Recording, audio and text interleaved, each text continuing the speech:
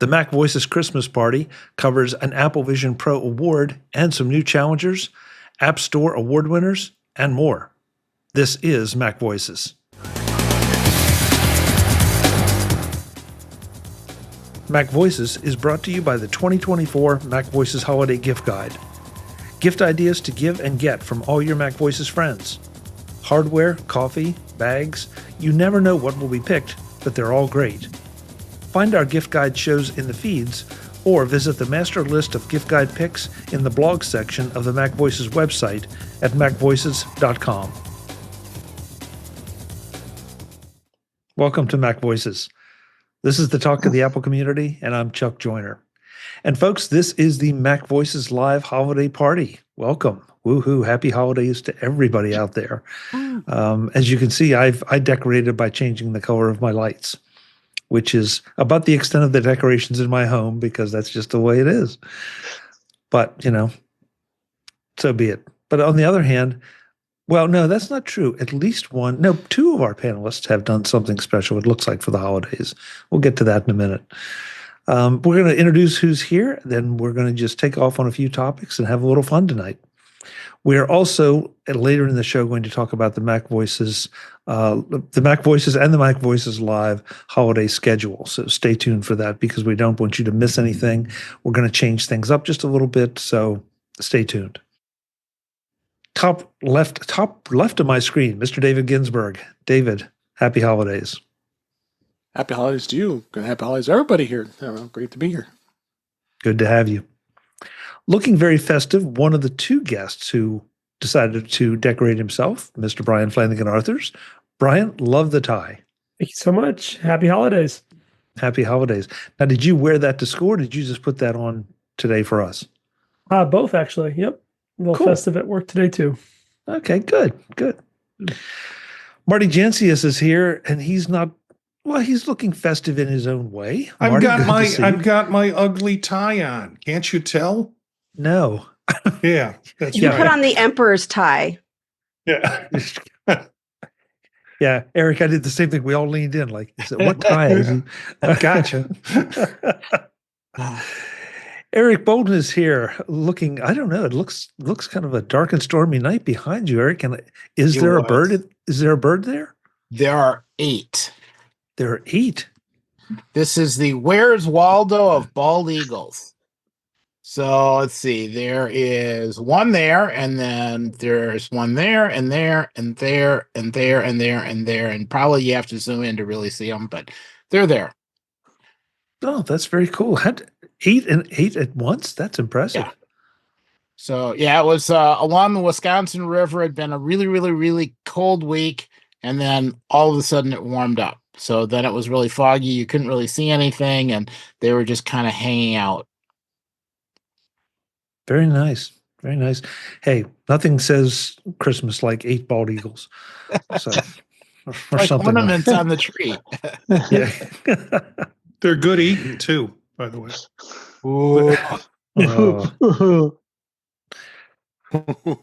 Yeah, we're just going to stop there. Let's move on. Yeah, really. Yeah. Webb Bixby is here with his Southwest-oriented snowflake quilt made by the quilt queen herself. Webb, it's good to have you. Good to be here, Chuck. Will the quilt queen make an appearance? No. No. She promised me she will not. She All right.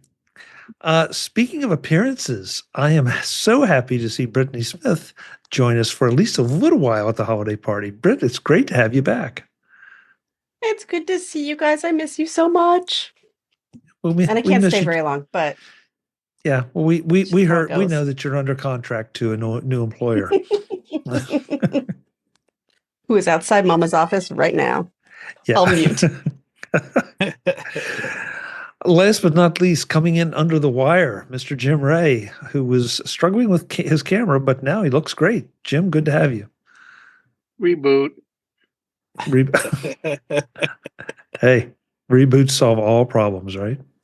Sure does. If they don't, then I don't know what to do next. Yeah, well, Call the help desk. I am the help desk. I say that every day.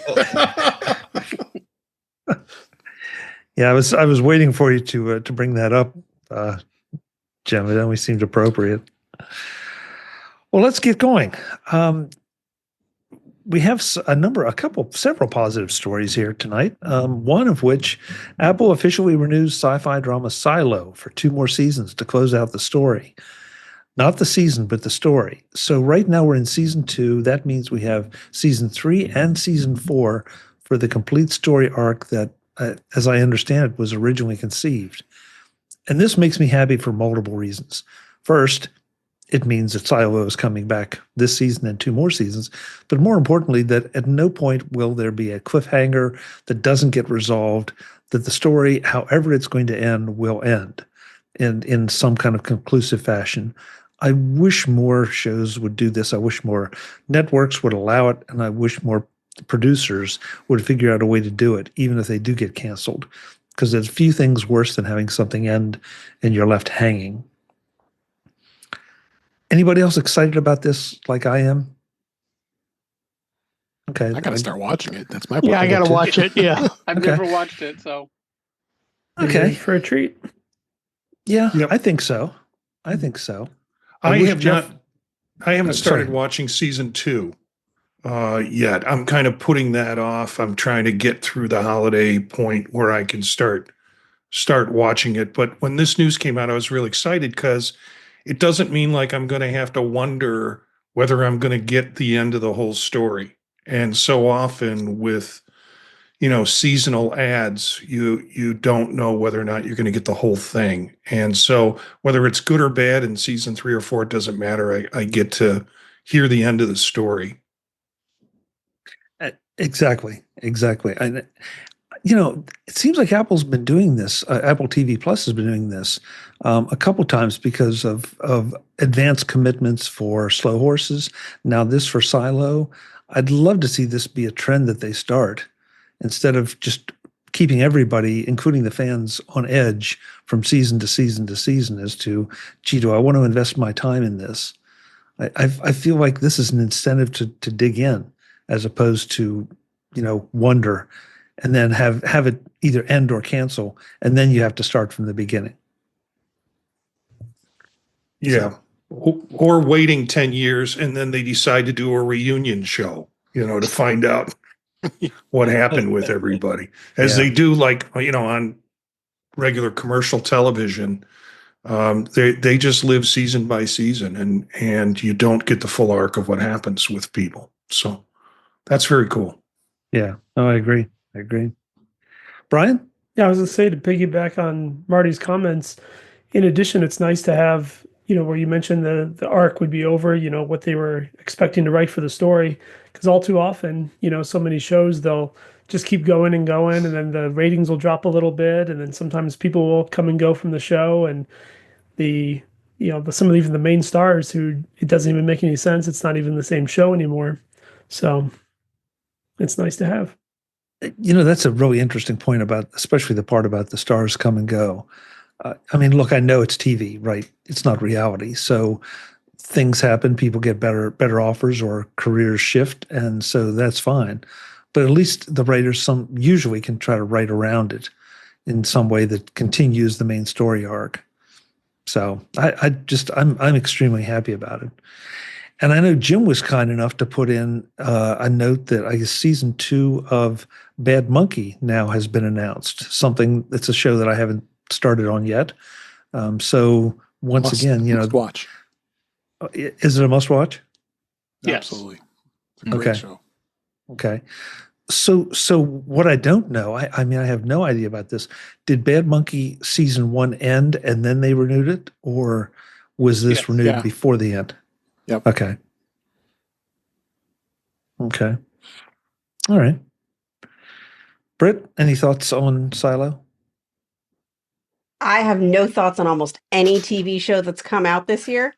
But seasons now are so short, there's really not any good reason to not have a contract for multiple seasons, because 3 seasons is what 1 season used to be on broadcast TV. That's a real good point. And I feel like there's an advantage to this somehow. I feel like the writer, if everybody can put a little more time into generating quality, if that's what they want to do, and it seems like we're seeing that especially with Apple TV Plus, but also some of the other shows on Netflix and Amazon. It doesn't feel quite as rushed. It doesn't feel like, okay, the writers are getting the story done by the skin of their teeth in time to do the production. And it doesn't feel like there are as But I many know filler lots of shows episodes. that we love, and they had some, but there are some filler episodes of Star Trek: The Next Generation, but percentage-wise, not necessarily more than I see on some of the streaming series now, at least of the ones I've seen, which admittedly is not many. Even like the 6 or 13 episode seasons? 13 ones, I mean, that's now you're up to at least half of what a previous season was, right? Like they're Right. around 20 episodes. And it's a different financial incentive. I do understand it. You're not being paid for commercial airtime. You don't have an incentive to write more stories. They probably have smaller writing staff, a lot of other things that go into it because the finances are just different now. Right. Yeah. A lot of things have changed with streaming, and COVID changed things. And Mhm. so it is a new landscape. And to try to take and compare the old way it was to the current way it is, it's tough. Marty? Yeah, I think it might have been the lead actress in Silo. I saw an interview with her or another actress that said, listen, when you commit to a series, you commit to a long time, and that doesn't open you up to do other projects. And so if it was shot seasonally, it would mean you'd be on hold every year until the next season got shot, and you couldn't get into a long form movie. You couldn't get into other things. If they are doing this all in one setting and I'm sure the showrunners are going nuts, but if they're doing it in a condensed form where they're knocking off a couple of seasons in a shorter period of time, that opens it up. So when an actress or an actor gets committed to a role, they know they're going to be out of the role, and they can make commitments to other types of films and television and other types of projects, stage. You're right. It's sort of the reverse of that is that the show gets the benefit of a consistent character set, as opposed to what Britt was talking about, people running in and out. So, yeah.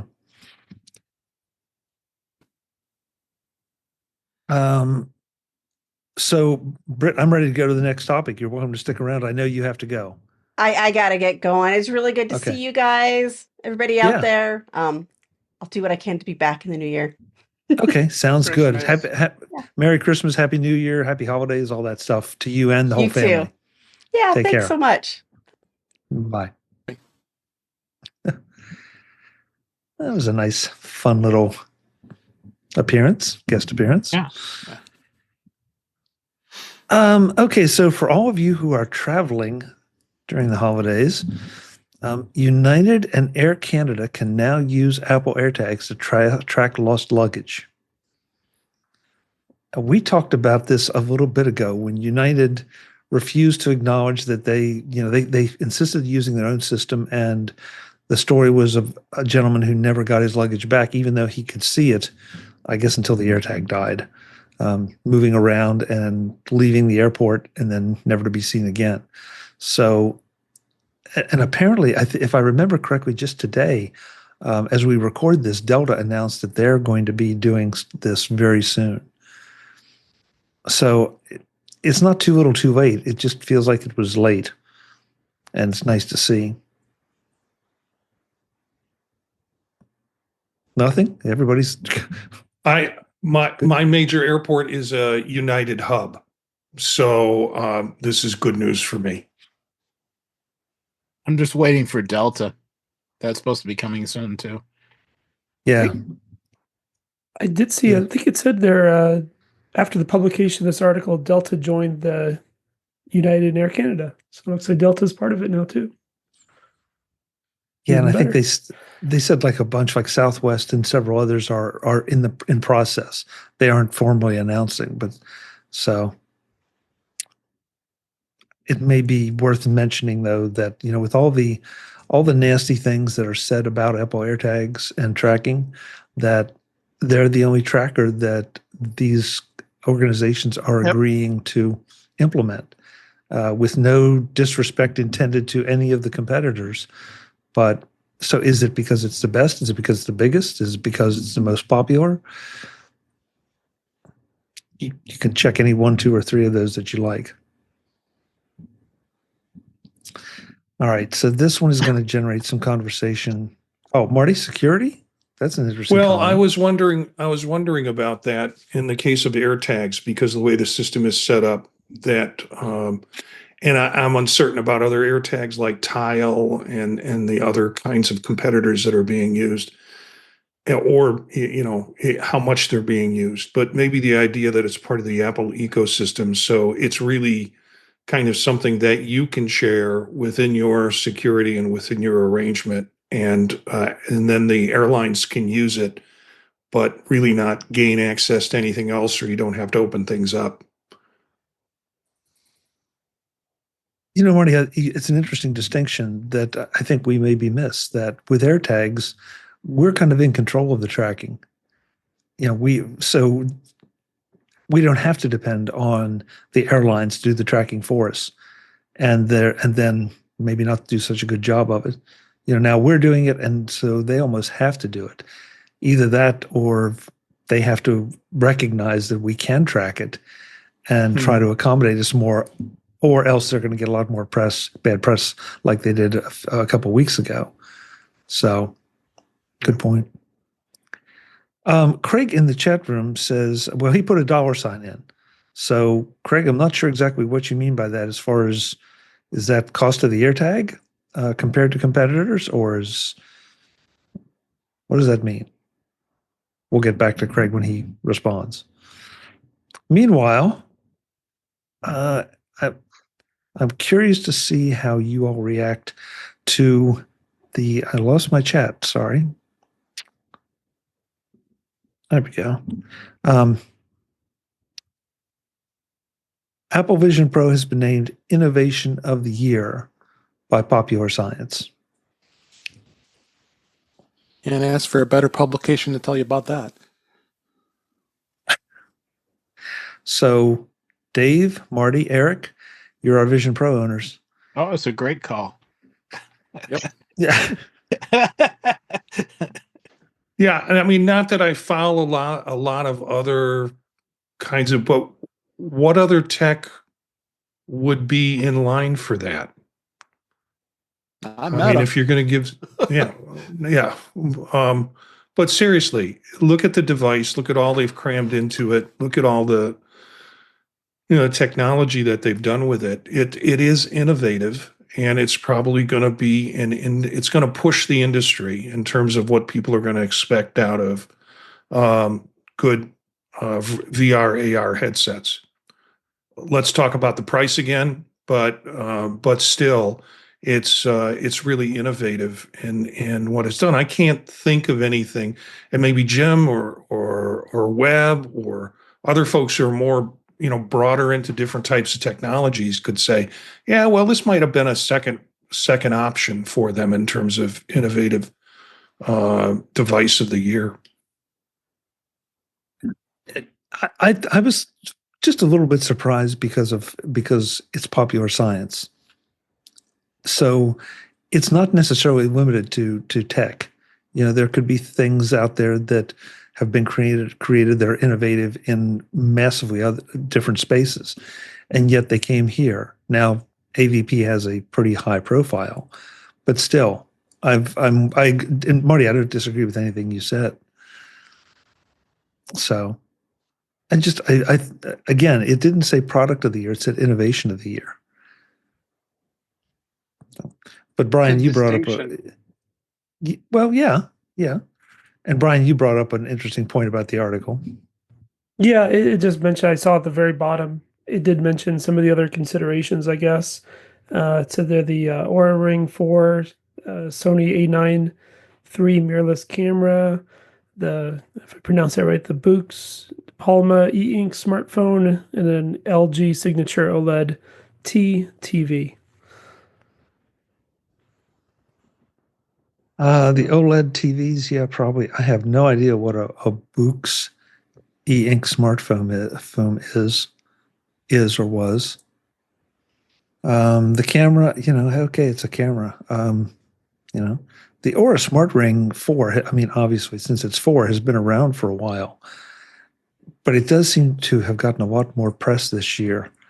I don't know if it's just if it's that much better, if people are that much more interested in sleep tracking or what. Because there were even several articles talking about Apple potentially bringing out a ring. And the inevitable, Apple will be bringing out a ring, or why Apple should never bring out a ring. So we heard back from Craig in the chat room. He says regarding the AirTag situation, kickback from Apple. I doubt that. I'm kind of with you, Webb, because I'm not sure the money would be worth it. And there's, Apple, yeah, okay, so you can track your luggage. Only those of us who have experienced lost luggage really probably do it on an active basis. So it's not impossible, but. And also, Webb, you got a nod for the spinning globe behind you. Yeah, I saw that. So I keep the world going. So I can make everything stop. Just Eric, you okay there? It's a little weird there for a minute. It was close. Yeah.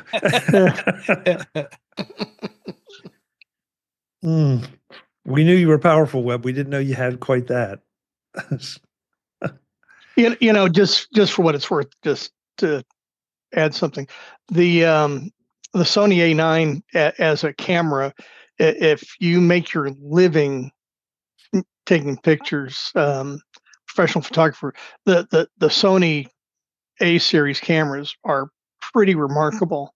They kind of take the what do they call it, the computational photography that Apple's done, and they just added it 3 or 4 times. So hey, and the A lady is talking to us. Anyway, so it's just that they're incredible cameras. There's a guy that I work with as a professional photographer to photograph events, and he switched everything from Canon to Sony, and he won't switch back. He loves them. So if you're looking for a professional grade camera, I got this and I'm happy with it. But if you need that type of camera, if you need a mirrorless camera, they're pretty spectacular. I'm not familiar with this one at all. Do you have any idea what the price is on this one? Like an Apple Vision Pro. Okay. I kind of figured that'd be the case. Would be the high end. So, yeah, and that does not include lenses. So, well, yeah, that's a good point. Yeah, it's just like the Apple Vision Pro. For me to get them, I got to get the lenses too. So, true. Well, I mean, there are ways to get external lenses for the iPhone. So we can connect you if that interests you. Webb. You can hook me up, huh? No, it's just, I can't hook you up. I can connect you. There's two very different things there. Let's see. The App Store award winners have been announced, and I was really anxious to see if any of you are familiar with any of these, or had any thoughts on them. The Adobe Lightroom, I know, but some of the others, and the F1 TV, I'm a little embarrassed on Apple TV. I should feel like I should know this. I'm assuming that has to do with F1 racing. It does. It does. I'm about to say something, and I sure could be wrong. Okay. I never thought that the Formula One people actually came out with an app for the Apple TV. Okay. That if you wanted to watch F1, you had to stream it through the app on the phone up to the Apple TV. I could be wrong, but that was the thing that really disappointed me, and it had to do with the licensing deal that Formula One had with their TV producers worldwide back 6-7 years ago. So please let me be wrong that there is an F1 app on the Apple TV App Store. I haven't found it yet.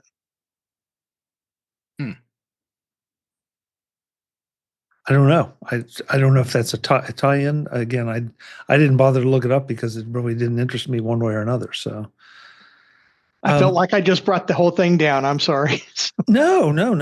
Hey, I mean that's sort of the interesting thing here is that I feel like so many of these, if there's an app here that you use or love, it's probably right down your alley. But if not, then you may not have stumbled across it. Again, I'm going to check. Yeah, Adobe Lightroom, I know. Brian, you are familiar with the game. Is it? How do you pronounce it? I believe it's Balultro.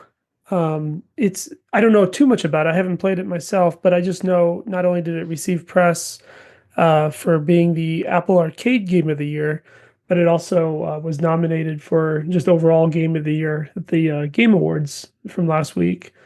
It did not end up winning, but yeah, I know, just in my environment at work, I know it's a popular game amongst the youngsters. Youngsters? Not us? Yeah. Wow. Okay. Apple Vision I may be Pro. wrong. I just want to tell you, I may be wrong. Okay. Well, So, enlighten us. well, I just downloaded the F1 TV for the Apple TV. So anyway, let me keep working on it. You keep talking. Okay. Talk amongst yourselves. I'll be with you in a minute. So. All right. Well, Apple Vision Pro Game of the Year, Thrasher, Arcade Odyssey. So, Eric, Marty, Dave, have you played Thrasher Arcade Odyssey? Yeah, I've played it. It's it's like a 3D centipede sort of game, is the best way to describe it. And it's pretty exciting. There was a lot of build up to it before it was released. I'm the one that really surprises me, and I guess it's an app, but the Apple Vision Pro App of the Year, What If? An immersive story. That's the Marvel mashup that they did. Incredible. But to have it as as an app of the year seems kind of weird. I guess games are apps, but there are other kinds of apps they could have chosen that were more representative of productivity or things like that. I would see What If more as the game of the year than Thrasher. And I just was a little disappointed in the app of the year, not the app that they selected, not the What If. I think it's great, but I think that could have been the game, and something else could have been the app of the year. Marty? Or sorry, yeah, Eric? Yeah, I really liked What If. I mean, it's the controls it gave you, the interactions with the characters on the screen. It put a lot of the elements that I would expect to see going forward on the screen. In that respect, I think, okay, I can accept it as app of the year. I think it's sort of hard. I don't know how many people they had to draw on to figure out what were the possibilities for app of the year. And it was a little bit early. I mean, I really think that until this last OS update, the 2.21, it wasn't really a complete product, which really only gave a couple of weeks to come up with, okay, what are all of the products? So I'll go with What If for now, and then I'll agree with Marty's sentiment for next year that they're definitely going to have to put a little effort into something that is more than just a hint of what future interactions would be like. Dave, did you have any experience with What If? Yeah, I tried it. It is something to experience. It's interesting, but I kind of agree with Marty. I don't know. Is it really an app of the year? I think just because of the immersiveness of it and being Marvel, I think that also adds to the excitement of what the product is. That I think a lot of people voted on it. Well, let me ask you, because first of all, I have not played it or experienced it, let's put it that way. And I do not have an Apple Vision Pro. I only read things about this. But from what I read, I didn't understand it to be a game to be played, but it felt more like, and well, it's an immersive story, okay, but that you weren't necessarily achieving anything or having a score. That it was more an immersive experience where you would wander around and interact with Marvel characters and that kind of thing. Am I out of bounds on that? No, you're right on target. I mean, just a series of tasks that you go to accumulate stones and things like that. So is the accumulation of stones the way that they maneuver you around? Or is there a goal that, okay, I got, well, I'm going to borrow from the Marvel universe. Do I get all the Infinity Stones, so therefore I've won the game? Well, winning is relative in this because it's really a storyline of you going through a series of tasks. But yeah, it's getting the Infinity Stones and helping the different Marvel characters fight to get the Infinity Stones. So there are certain things that you can do. It's almost like Doctor Strange, where you can, put your hand out and wave and create portals and things like that. So it's a storyline. I wouldn't say it's a game like typical games where you're looking for high scores or you're looking for certain levels of achievement. But it has a series of tasks that you go through. To me, and I'll go back to my original thing, that feels gamey to me. It doesn't feel appy to me. Like I'm using an app to achieve a goal or a function. And so for me, it feels more like a game, storyline, whatever you want to call it. But it is pretty amazing. I mean, the characters appear in your living room standing 13 feet tall in relative to everything else to the living room. It's pretty wild in that sense. Yeah, and Marty, I'm not trying to be argumentative. I mean, I feel like when this came out, this was one of the first things, and maybe that's why that it was one of the first things that really showed off some of the immersiveness of the Apple Vision Pro. I don't know. I'm trying. Maybe I'm trying to justify it. I don't know. It was something that I admit intrigued me more than some of the other things that I've seen. Well, it wanted me to get off my couch, stand up, and walk around the room. That was the first app that really did that. Okay. Well, and Eric? out of all of the different apps that are out there and the immersive experiences, this is one of the longer ones.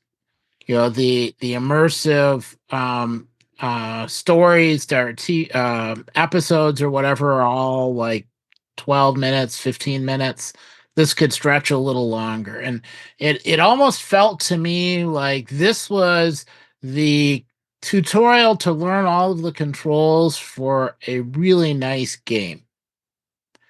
The game's not here yet, but the tutorial was awesome. And if the game was here, you would be all set. You would know how to interact with everything. So to me, it's sort of it was really nice because it demonstrated that you could do something and what a lot of the controls would actually have looked like. And that you can interact with things, that targeting would work, the hand coordination with whatever was happening on screen, that worked. Doing something, then have a character come back and interact or give you hints, those elements all worked. Sort of a proof of concept. And in that respect, it was done really well. Okay. Interesting. I guess we'll see what happens next year. Next year, as you said, there have been so many improvements to Apple Vision Pro this year that with another year to develop and get things out there, maybe we'll see some other things. Webb, you want to give us an update on F1 TV? Well, let's see if I can get this to work. So bear with me. You're going to get dizzy.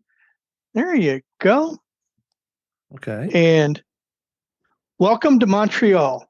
Now, I'll tell you something about Montreal.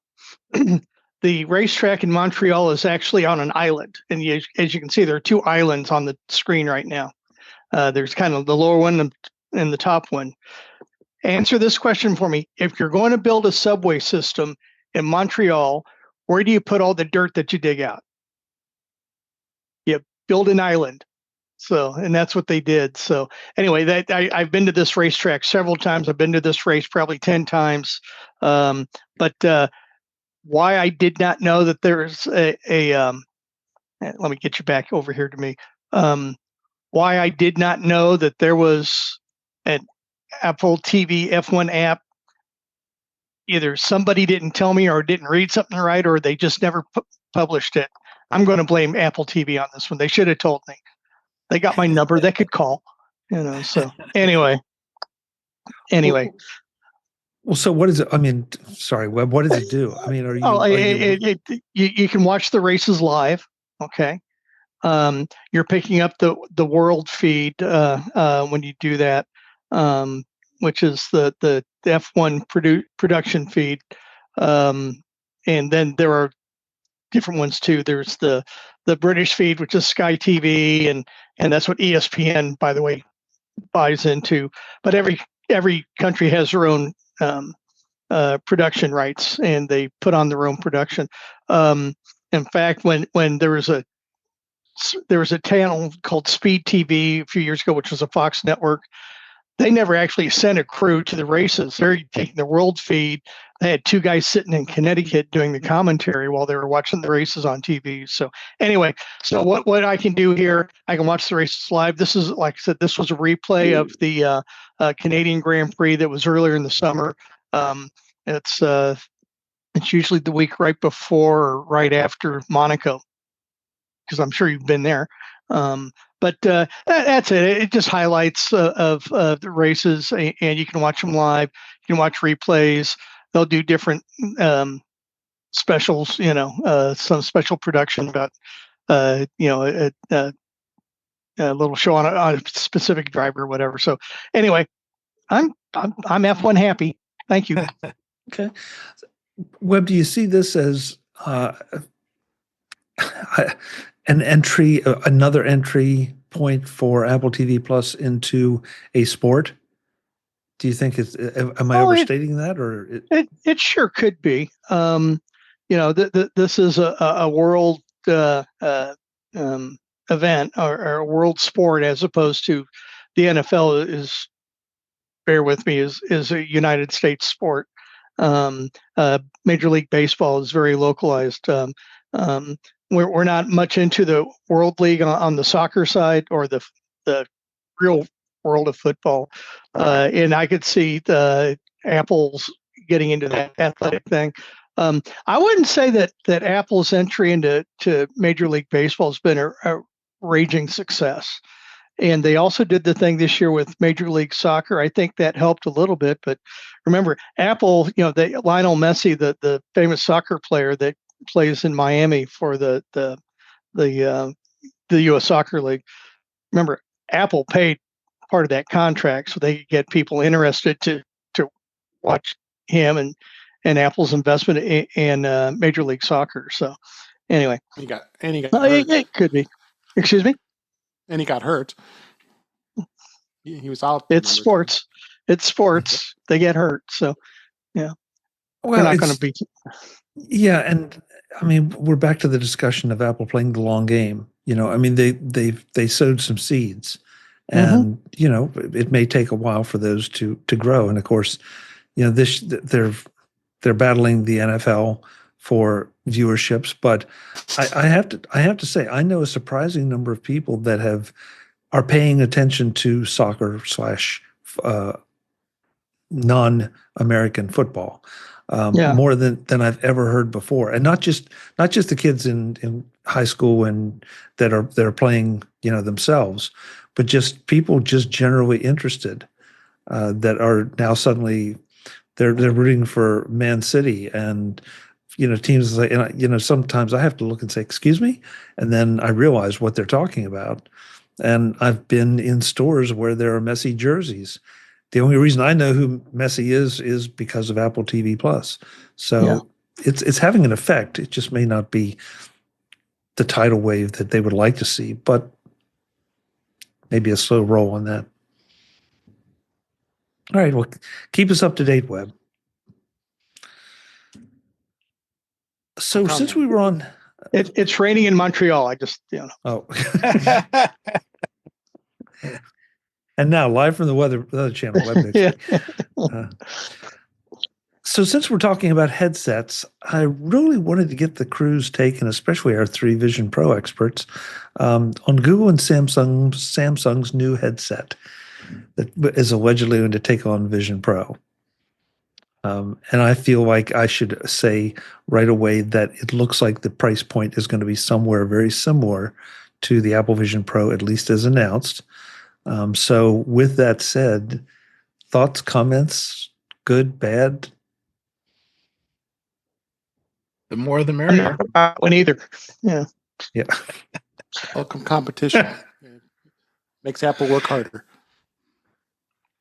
Seriously, I'm just going to say that it's just a matter of time. I will get an Apple Vision Pro. Like the compelling reason. I don't want to have any disrespect to Eric and Marty. Seriously, it's just I just haven't found that compelling reason to get one yet. So. But I do think it's intriguing. And we talked earlier about what was it, the innovative technology of the year. I agree with that. I'm sure it is. So, anyway, that's it. Yeah. Marty, we talked a bit about this. There are many articles on this, basically all pulling from the same source. We talked about it on the last Vision Profiles podcast. The articles range from, oh, isn't this interesting, to this is going to be the Vision Pro killer. And it's not even out yet.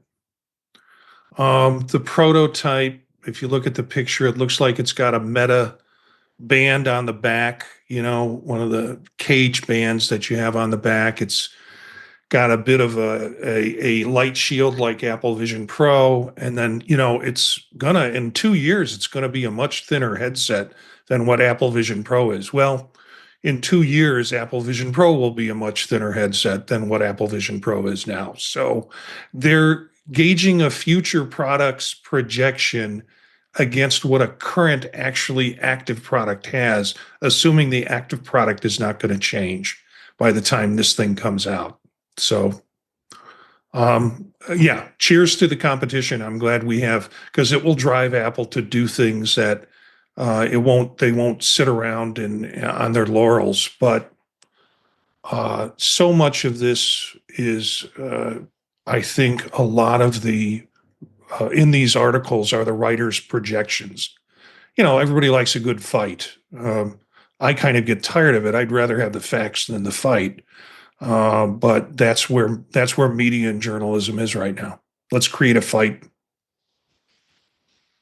Well, everybody wants to pick on.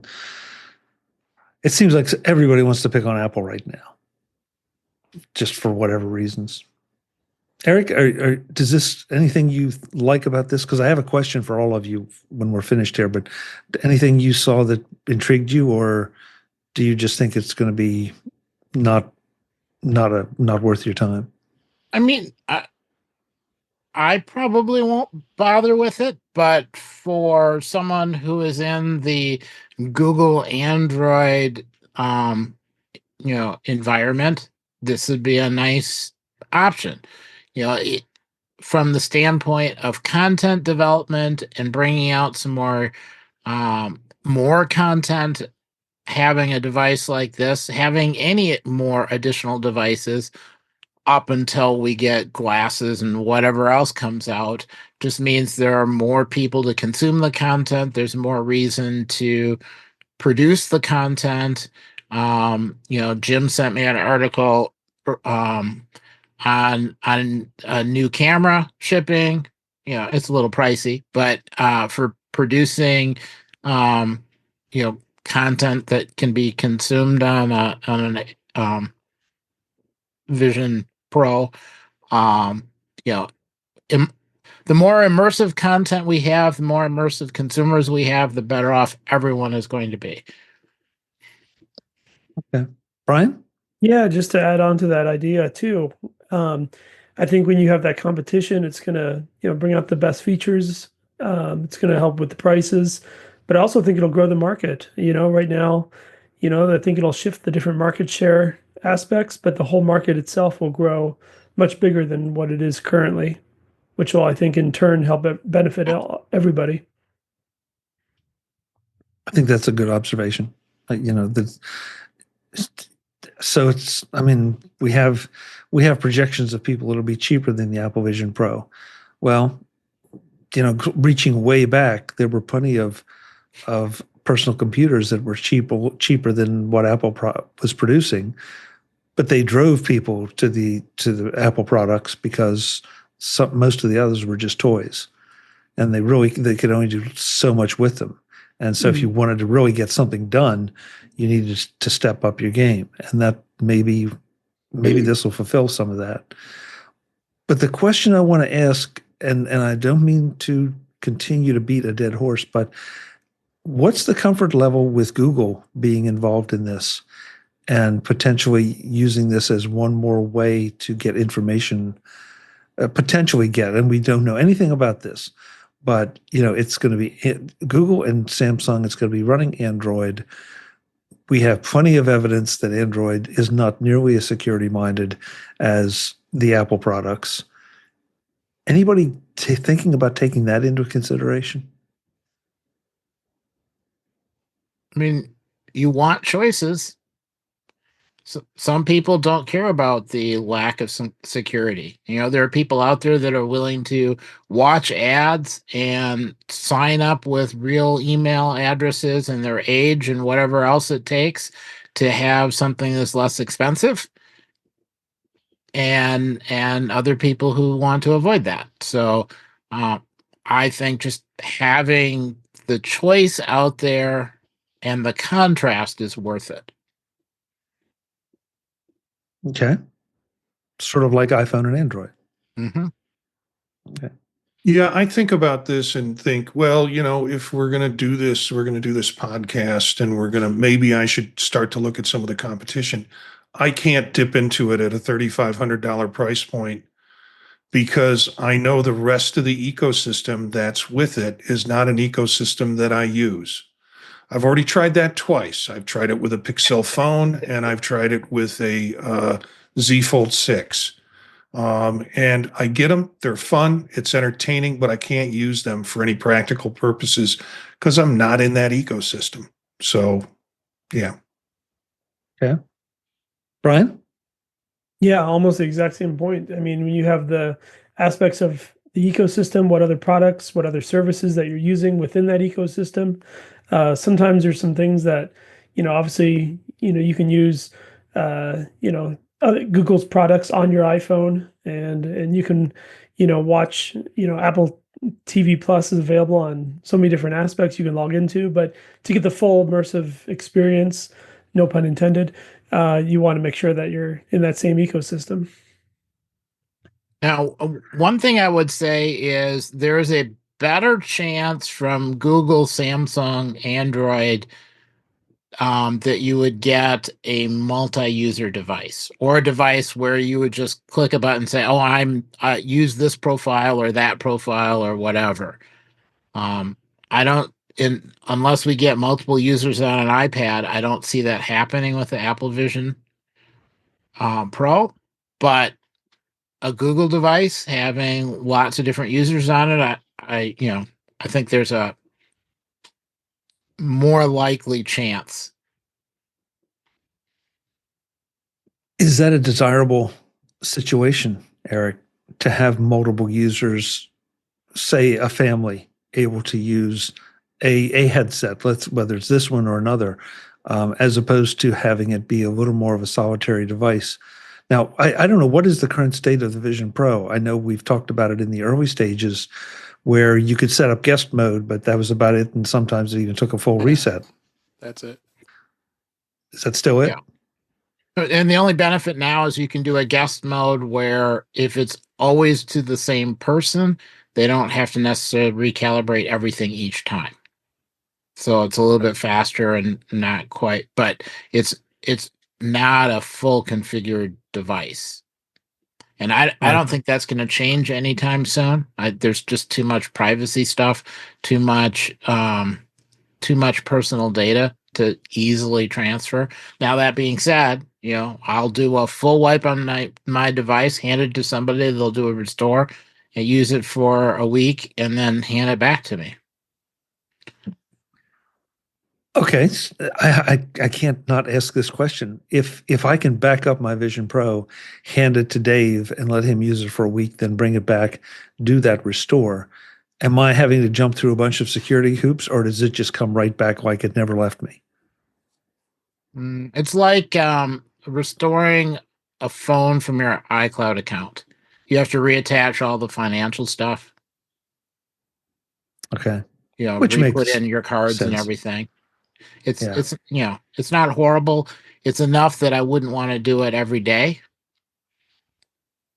But, a week here and there, maybe. You were doing that, Eric. You were sharing with other people. So when you first bought it, I bet that wasn't exactly easy. I've been avoiding people recently. Oh, no, I'm not in today. Maybe next week. Dave, how about you? You've been quiet during this discussion. Does the Google thing bother you? Do you think that would be something? And I'm especially interested in your thoughts about the multiple ecosystems, because you've made no secret about it. At work, you are much more Windows oriented. Here, you're obviously Apple oriented. So you have experience in two different ecosystems and trying to make use of two of them kind of at once. Where does this go with his headset? Well, first off, the Android fans are out there. I think they're in jubilation. They're excited to get this in their hands, and they're going to be just like we are on the Apple side with the Vision Pro. They're going to be like that. I'm reading a lot of stories about the folks who are super excited about getting their hands on one and being able to try it out because they live in that ecosystem. As far as on the Windows side of things, now that Windows is becoming a little more Apple friendly in some cases, because they've come out. They're coming up with tools to work with your iPhone better with the syncing photos, and they haven't done anything yet with the Vision Pro. But I guess how is the Android device going to be any different than the Apple device when it comes to Windows? I mean, I know Android tools tend to be out there to use it, but until people got their hands on it and we start hearing the reports and stories about it, it's going to be hard to say how that is going to work in the Windows world. And I mean, who knows? I mean, Microsoft has been open to supporting these devices because they're not getting into the hardware business anytime soon, other than their laptops right now. And they've walked away from a lot of hardware-based devices, and you don't see it as much as you used to. So interesting to see where it goes on the Windows side, but I'm not overly excited about it. I'm just like Marty. I mean, I have a Pixel 8 that I use as just a test device that just so I'm familiar with the platform when people do ask me questions. But it doesn't incorporate into my ecosystem because I'm all Apple. So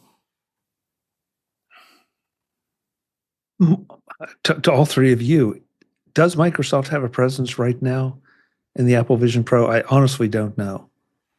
I don't think so. Marty, you're muted. You can use Microsoft Word, Excel software. Yes, that software within it. And from what I've heard, there are some things that you can do with Excel, whereas usually you're looking at Excel and it's a two-dimensional sheet with information on it. And there are some things that you can do with it in the Apple Vision Pro version that uses the spatial aspect of it. So you can have essentially a Z-axis in looking at different kinds of Excel outputs. And don't say the T word. No, don't say the T word. No.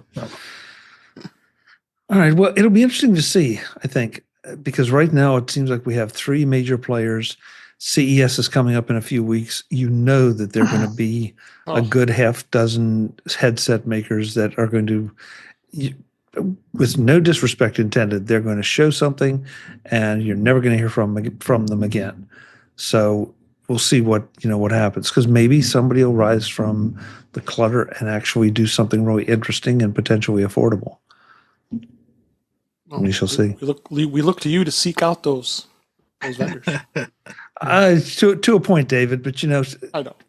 Again, with no disrespect intended, you kind of have to pick and choose, because you can waste a lot of time on, and I've done it. I mean, there are times that you just want to talk to them and you almost want to say, "What were you thinking?" When you, I've heard that somewhere before. yeah, but why are you taking on Goliath with this? So we'll see. I mean, I'm not opposed to talking to anybody about anything, but you just have to kind of bide your time a little bit at CES. Visit MacVoices.com for show notes and to connect with Chuck on social media. Get involved in our Facebook group or like our Facebook page, and get more out of your Apple tech with MacVoices Magazine, free on Flipboard and on the web. And if you find value in it all, consider supporting us through either our Patreon campaign at patreon.com/MacVoices, or by making a one-time donation via the PayPal link on our front page and in the show notes of each episode. You will join these fine people who help bring you Mac Voices.